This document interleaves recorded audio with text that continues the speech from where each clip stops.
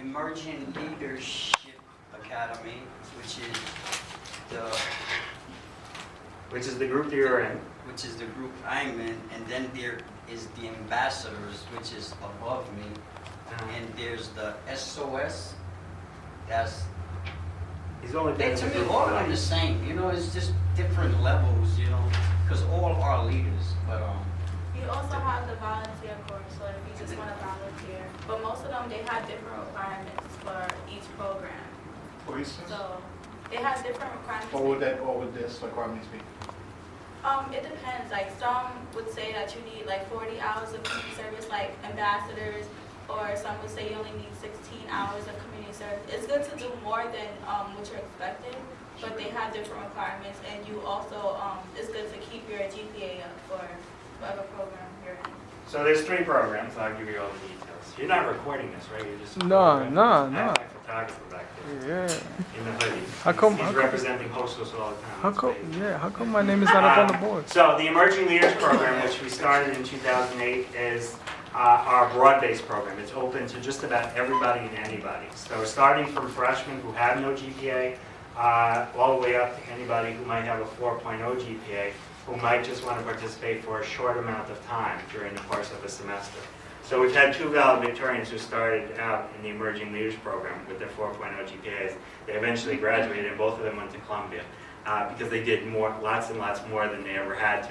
Eventually, they were promoted to the Ambassadors Program. So the Emerging Leaders Program is a basic format, 16 hours of community service and like 4 workshops each semester. It's very loose and it's open to lots of different schedules, right? Because we have allied health schedules, we have mom schedules, we have working schedules, we have take care of grandma schedules, all sorts of schedules that need to be accommodated, and that's what the Emerging Leaders Program is built for. The SOS group was actually something that started over in the Savoy building that they wanted to do for the college. It's called Student Orientation Services. I know you're not going to remember that. It's not going to be on a test anywhere. If the professor puts it on a test, you can come and tell me, and I will tell her to give you the points for it. Because nobody can remember it, with the exception of me, because I direct the program. And what Student Orientation Services stands for, SOS, the idea is that we're helping the college, really giving back to the college and the community of the college. And at different stages in the life of that program, people have given back in a variety of different ways. So over the course of the next couple of weeks, we're going to be working with the admissions office, giving brand new students who might be coming to Hostos admissions tours and doing admissions seminars. And so we'll have 2 students at each of those things to give students an idea of what college is really like and show them around to the really exciting things. I don't know what's exciting for you guys. The computer lab, the gym, the pool. Some people get really excited about a pool because they don't have pools at some of the colleges. And SOS has got a requirement of 24 and 24. 24 points, which is like 5 or 6 workshops during the semester, and 24 hours of service. And then there's the Ambassador Program. It's the most important program that we have because it represents the students who are really engaged, who are really active, and who really want to make a difference. And there's a GPA requirement attached to the Ambassador Program at 3.25. I mentioned that SOS is 2.8 and up. 3.25 for the Ambassadors Program. And because we want to make sure that everybody who's part of that program is actually committed and at the same time doing everything that they need to do at college so that they don't fall behind, because it's a very demanding program. So it asks you to do 40 hours of community service a semester, and it asks you to participate in every one of those Friday workshops, because those are the leaders, those are the folks who are going to take the lead with the rest of the group and take action. And part of their responsibility, as David did a couple of years ago with the vets, is to plan and implement the service project that they want to get involved in.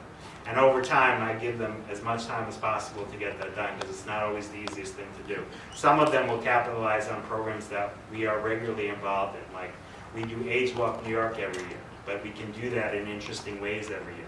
So we can do t-shirts, we can do fundraising activities, all that kind of stuff. So if that's their project, that's their project. Others have planned and implemented projects on their own, like we go to Washington Heights to Isabella Geriatric Facility, and we work with senior citizens.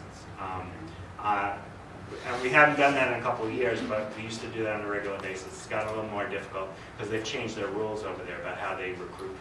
But at the time that we've lost some places, we've also added some. So we work with New York Cares, we work with other organizations in New York City. a group called the Missions Continues. Every 9/11 for the National Day of Service and every Martin Luther King holiday for the National Day of Service, we are always out with the Mission Continues because they always sponsor programs. And Mission Continues is a veterans organization. Veterans who come back and they really still want to serve their communities. So we work with them on a regular basis. And those are the programs. We also have something called the volunteer course. So at some point in 2009, I realized that there were students who just wanted to volunteer. Right? They didn't have a lot of time. They couldn't do workshops. They couldn't do the full commitment. But they wanted to come out with us and volunteer on different projects. And we send them the emails all the time. And volunteer course, just you sign up, and you get all the emails that everybody else gets, and you tell me when you want to come out, and then you just meet us there. And you do the volunteer service. I keep track of the hours, and then that's it. You get credit for that. In the end, my job is the hardest job of all because I have to keep track of everything over the course of all the years of my life. So I say to them on a regular basis, up until the time that they die, I will be the person who's responsible for keeping track of everything that they've ever done so that I can write the recommendation letters, so that I can field the job phone calls, so that I can take the online requests, whatever it is that needs to get done, so that every member of the academy can actually go to the places that they want to go. And I take that very seriously. I mean, to the point where it's sad. I have a sad thing to report. We lost somebody for the first time in a while this week, and so I had to go to a funeral yesterday. But it's hard. But I take my commitment to all of the members of our society very much to heart.